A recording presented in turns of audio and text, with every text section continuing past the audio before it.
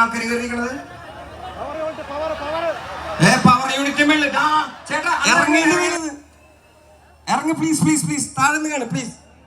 ഭയങ്കര പഴം പിടിച്ച ധ്യാമേ.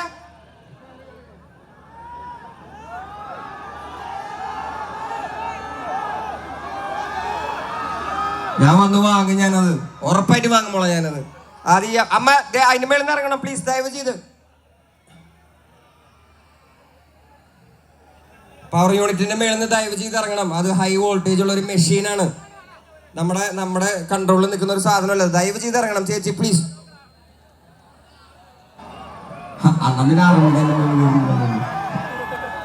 അതെ അതെ, അത് ഭയങ്കര അപകടമാണ് ചേച്ചി പ്ലീസ്.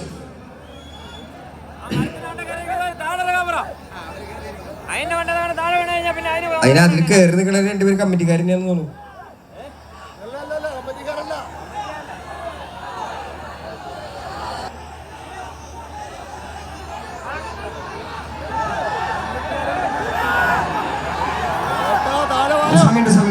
നമ്മുടെ അണ്ണന്മാരൊക്കെ നമ്മൾ സേഫ് ആക്കണോ.